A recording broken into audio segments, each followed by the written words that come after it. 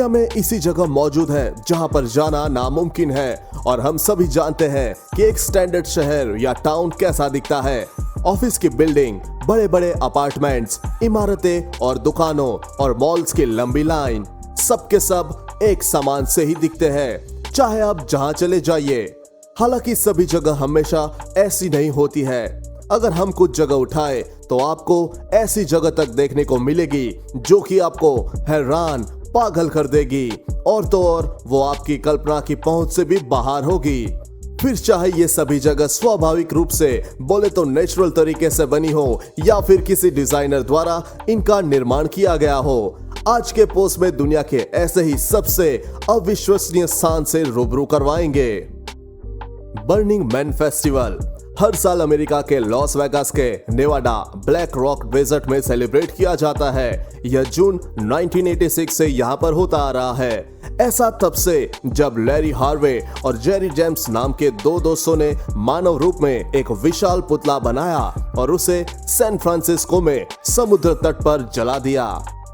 अब यह कला, विविधता और संस्कृति का एक वार्षिक उत्सव है जो नेवाडा के ब्लैक रॉक डेजर्ट के बीच में हर साल अगस्त के लास्ट संडे से सितंबर के आखिरी सोमवार तक चलता है। बर्निंग मैन नाम इसलिए पड़ा क्योंकि फेस्टिवल के आखिरी दिन यहाँ एक पुतला जलाया जाता है। थीम के अनुसार यहाँ हर एक चीज को सजाया जाता है और उसके अनुसार ही लोग तैयार होकर इसमें शामिल होते हैं। फेस्टिवल में आर्ट एंड कल्चर से लेकर म्यूजिक, थिएटर, हर एक चीज को यहाँ एंजॉय किया जा सकता है। रेगिस्तान में सेलिब्रेट होने वाले इस फेस्टिवल में शामिल होकर भी आप इसकी खूबियों को देख और समझ सकते हैं।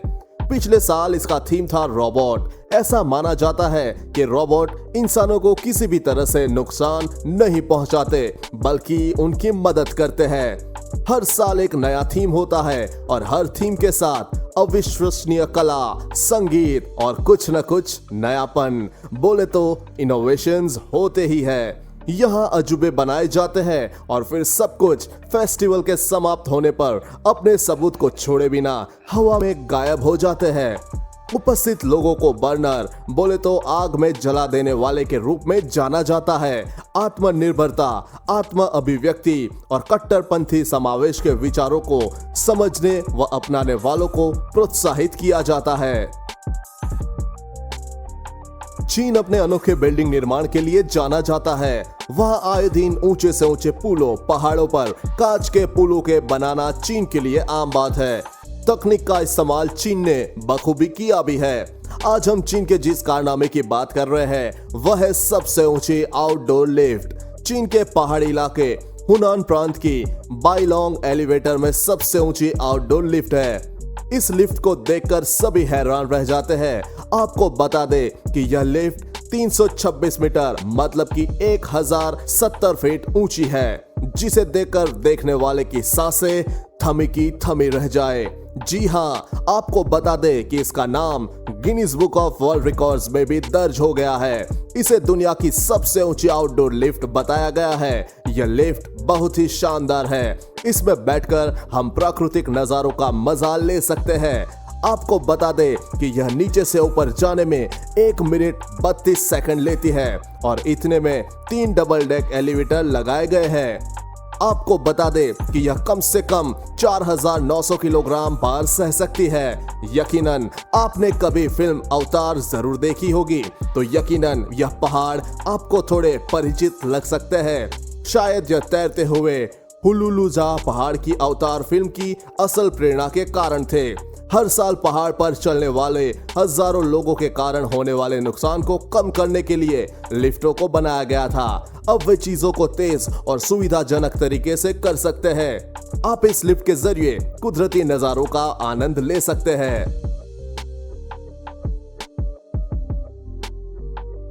चीन के हाउटान शहर को इंसानों ने सालों पहले छोड़ दिया था, लेकिन इसका मतलब यह नहीं है कि यहाँ कोई जीवन मौजूद नहीं है, बल्कि इसके विपरीत मछली पकड़ने वालों का यह पुराना गांव पूरी दुनिया में सबसे हरा भरा स्थान है। जब इंसानों ने यहाँ से पलायन किया तो प्रकृति ने यहाँ कदम रखा और मानो कुदरत ने इस गांव पर अपना दावा ठोक दिया हो। यह शंघाई से केवल 40 मील की दूरी पर है, लेकिन ऐसा लगता है कि यह जगह एक अलग ब्रह्मांड से संबंध रखती है। 1990 के दशक में यह शहर लगभग 2000 मछुआरों और उनके परिवारों का घर था। हाउटुआन के लोग एक समय बहुत समृद्ध थे, लेकिन वर्षों से मछली पकड़ने वाले समुदाय के पास शंघाई में बढ़ती प्रतिस्पर्धा के साथ नहीं रह सकते थे। इसलिए मछली आश्रित आबादी अंततः बेहद संभावनाओं के लिए शंघाई की ओर पलायन कर गई। अगले कुछ दशकों में घरों का उपयोग नहीं हुआ। लोगों ने अपनी बहुत सी व्यक्तिगत संपत्ति को पीछे छोड़ दिया और वो संपत्ति अभी भी यहाँ के ढहते घरों के अंदर मौजूद है।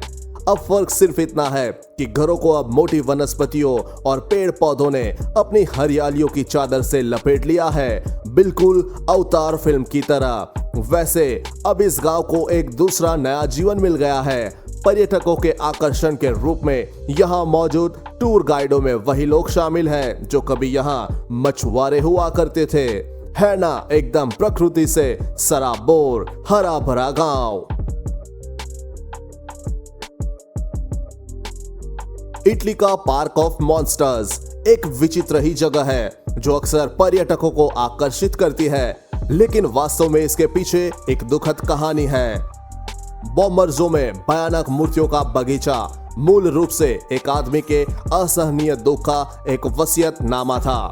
प्रिंस पियरे फ्रांसेस्को ओर्सिनी, जिनका की समय कठिनाइयों में निकला, वह युद्ध में लड़े अपने सबसे अच्छे दोस्त को उस युद्ध के दौरान खो दिया और उन्हें बंधक बना लिया गया।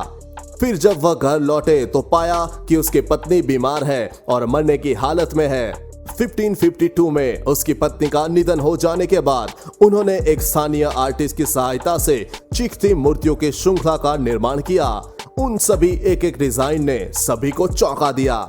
यहाँ के बेजुबान प्राणियों में युद्ध का एक हाथी, एक विशालकाय मछली का सिर, हाथ से लड़ते दो विशालकाय सैनिक और एक विशाल चिल्लाता हुआ चेहरा शामिल है, जिस पर लिखा है देयर इज नो लॉजिक। 20वीं शताब्दी में मशहूर पेंटर और आर्टिस्ट साल्वाडोर डाली ने इसे देखने के बाद इसे बहुत सराहा। लोग बाद में इस जीवन की एक नई रोशनी के रूप में देखने लगे। अब यह एक विचित्र पर्यटक आकर्षण है। अब भी इस स्क्रीमिंग फेस के मुंह के अंदर पिकनिक बना सकते हैं, जहां सिर्फ ऐसे अवसर के लिए एक मेज और कुर्सियां रखी गई है। अगर हम आपसे यह सवाल करें कि नरक का प्रवेश द्वार कैसा दिखता होगा, तो शायद आपको किसी जलते हुए लावा वाली दरिया की तस्वीर कल्पना में दिखाई लगे। हालांकि यही सवाल अगर किसी ऑस्ट्रेलियाई से पूछोगे तो वे आपको बताएंगे कि यह उनके होम कंट्री में साल्जबर्ग के पास पर्वत के नीचे एक बर्फ की गुफा के माध्यम से यह रास्ता जाता है।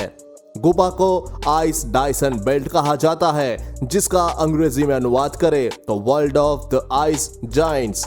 बस आप इसे देखेंगे तो खुद ब खुद समझ जाएंगे क्यों पुराने ऑस्ट्रेलियाई लोगों ने कल्पना की होगी कि विशालकाय और दानव वाले बर्फ के जीव यहाँ रहते थे।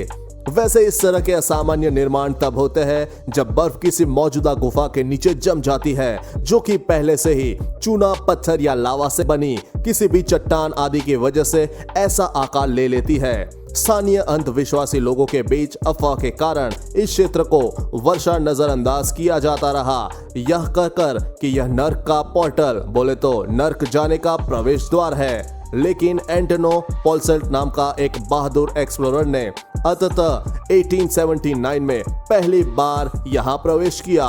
वहां उसे कोई शैतान इंतजार करता तो नहीं मिला, बल्कि जो कुछ उसने देखा बस उसकी कल्पना से परे बिल्कुल अद्भुत दृश्य था। अब हर साल केवल कार द्वारा यात्रा कर लगभग 2.5 लाख लोग इसे देखने आते हैं।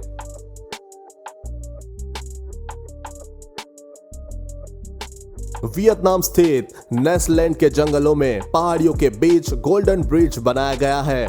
इसे सहारा देने के लिए बने कंक्रीट के 2 हाथ पर्यटकों के आकर्षण का केंद्र बने हुए हैं। सोशल मीडिया पर फोटो पोस्ट होने के बाद इन्हें ईश्वर के हाथ का दर्जा दिया जा रहा है। आर्किटेक्ट्स ने बताया ब्रिज जून 2018 में पर्यटकों के लिए खोला गया था। इसे 1 साल से बनाया जा रहा था। कंक्रीट के दोनों हाथ ज्यादा पसंद किए जा रहे हैं। यह काफी आश्चर्यजनक है।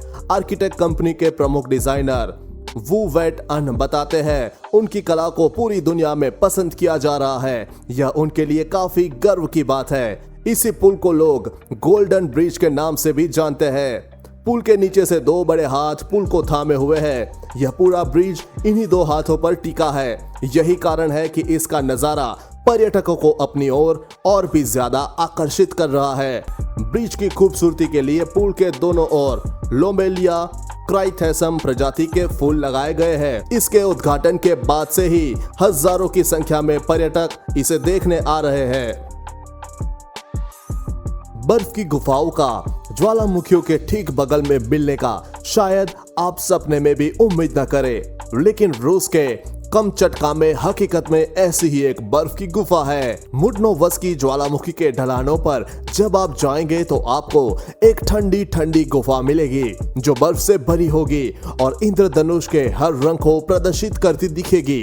गुफा के एंट्रेंस से आती हुई रोशनी से एक बेजोड़ अद्भुत इंद्रधनुष का प्रभाव गुफा के अंत तक की बर्फीली दीवारों पर बखूबी दिखा जा सकता है और पिघलती हुई बर्फ को भी आप बखूबी देख सकते हैं। ज्वालामुखी के पास में होना ही हमारे लिए कुदरत का एक अनूठा उपहार है और अगर ज्वालामुखी पूरी तरह से फूट पड़े तो क्या होगा? गुफा पूरी तरह से नष्ट हो सकती है। वैसे ऐसा 2000 में हुआ था जब बुटनोवस्की आखिर बार फटा था। हालांकि अगर ऐसा फिर से होता है तो प्रकृति अपनी शक्ति फिर से साबित करेगी और एक नई गुफा अपनी अलौकिक सुंदरता के साथ दोबारा खड़ी होगी।